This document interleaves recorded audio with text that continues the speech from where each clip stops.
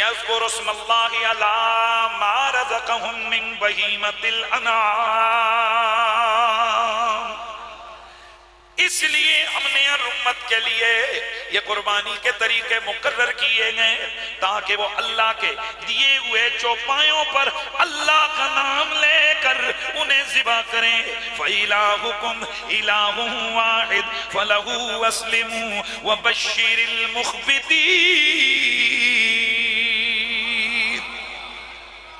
اللہ فرماتا ہے کہ بس تمہارا الہ واحد ہے، فَلَهُ أَسْلِمُوا، اسی کی اتباع کرو، اسی کی اطاعت کرو، اسی کی عاجزی اور اسی کی اطاعت اور اللہ کی بارگاہ کی تسلیم کرو۔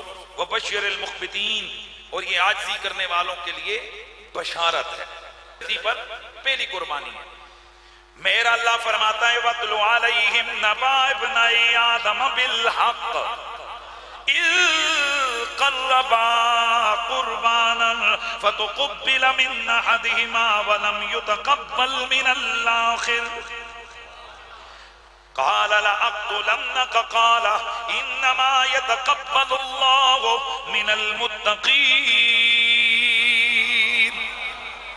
سورہ مائدہ کی اس آیت کے اندر میرا اللہ وحدہ لا شریک اپنے محبوب سے فرماتے ہیں میرے محبوب ان قرآن کے سامعین کو حضرت آدم کے دونوں بیٹوں کی خبر حق کے ساتھ سناؤ۔ یاد کرو اس وقت کو کہ جب آدم کے دونوں بیٹوں نے قربانی کی، ان میں سے ایک کی قربانی قبول ہوئی اور دوسرے کی قربانی قبول نہ ہوئی، تو وہ کہنے لگا میں تجھ کو ضرور قتل کروں گا، تو دوسرا کہنے لگا یہ تو اللہ تعالیٰ ہی ہے جو متقین سے قربانیوں کو قبول فرماتا ہے۔ اب حضرت یہ ڈیٹیل آپ نے کئی دفعہ سنی ہے، صرف عنوان کے ساتھ لے کر پڑھنے کے لیے تھوڑا سا اس میں اشارہ دے کے آگے بڑھ رہا ہوں۔ جناب آدم علیہ السلام کی اولاد میں سے سلسلہ اللہ نے ابتداً یہ رکھا کہ ایک حمل میں ایک لڑکا اور ایک لڑکی ہوتی، تو ایک حمل کا لڑکا دوسرے حمل کی لڑکی کے ساتھ نکاح کرتا، یعنی یہ ان کے لیے حرام نہیں تھا۔ تو ایک لڑکا اور لڑکی وہ جو ایک ہی عمل کے ہوتے ان کا آپس میں نکاح کرنا حرام تھا۔ حضرت آدم کے دو بیٹے تھے حابیل اور قابیل۔ قابیل زراعت کا کام کرتا تھا اور حابیل مال اور مویشی پالتا تھا۔ قابیل کے ساتھ جو لڑکی پیدا ہوئی وہ بہت خوبصورت تھی اور حابیل کے ساتھ جو پیدا ہوئی وہ اتنی خوبصورت نہ تھی۔ تو اب قانون کے مطابق جو قابیل کے ساتھ لڑکی پیدا ہوئی اس کے ساتھ حابیل تو شادی کر سکتا تھا لیکن قابیل یہ شادی نہیں کر سکتا تھا۔ قابیل نے انکار کر دیا، کہنے لگا کہ میں اس لڑکی سے شادی نہیں کرنی بلکہ میں اسی اپنی بہن سے کہنے لگا میں اسے شادی کروں گا۔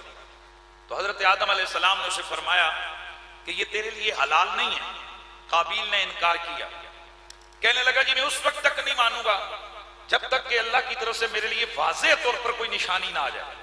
حالانکہ اس بدبخت کے لیے اتنا کافی تھا کہ نبی کہہ رہا ہے کہ تیرے لیے حلال نہیں ہے، لیکن جس وقت کوئی نبی کی ذات سے ٹکرائے نا تو پھر اللہ اس کو ہمیشہ کے لیے ذلیل و رسوا کر دیتا ہے۔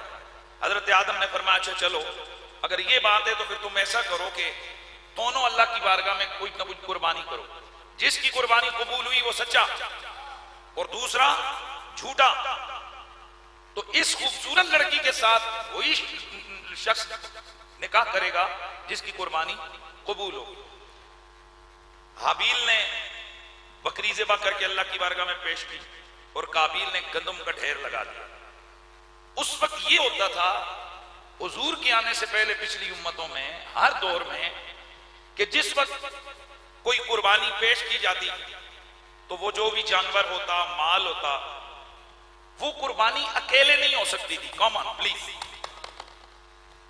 اس قربانی پیش کرنے کے لیے مست اور لازم ہوتا کہ اس امت کا نبی پاس کھڑا ہو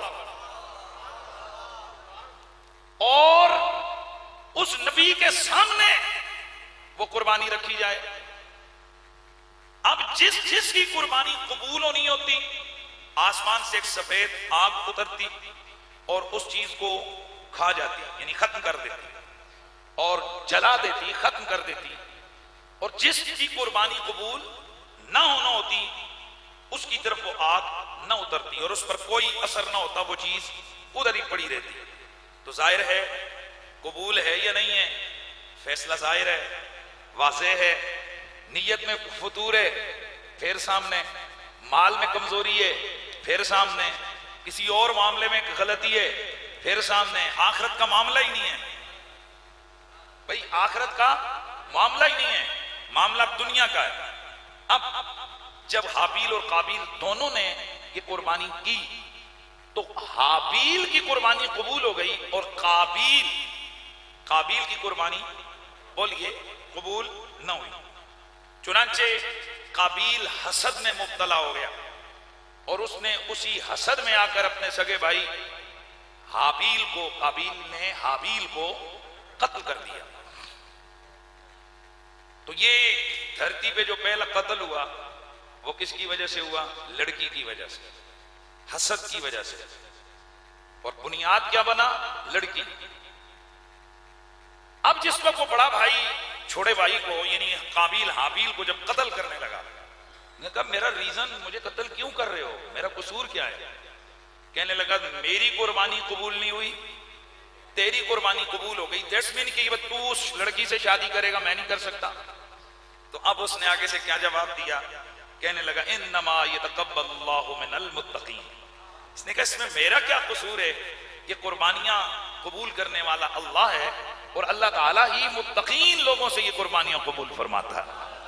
تو یہاں سے قربانی کا کانسیپٹ ہمیں ملتا ہے کہ اس کا مطلب ہے کہ پہلے نبی کا دور ہے، پہلے نبی کی امت ہے، پہلے نبی کا زمانہ ہے اور اس دور میں بھی قربانیاں پیش کی جا رہی ہیں. اور اس دور میں بھی دونوں قسم کی قربانی ہے، جان کی بھی یعنی جانور ذبح کیے جا رہے ہیں اور مال کی بھی یعنی کہ گندم وغیرہ رکھی جا رہی ہے.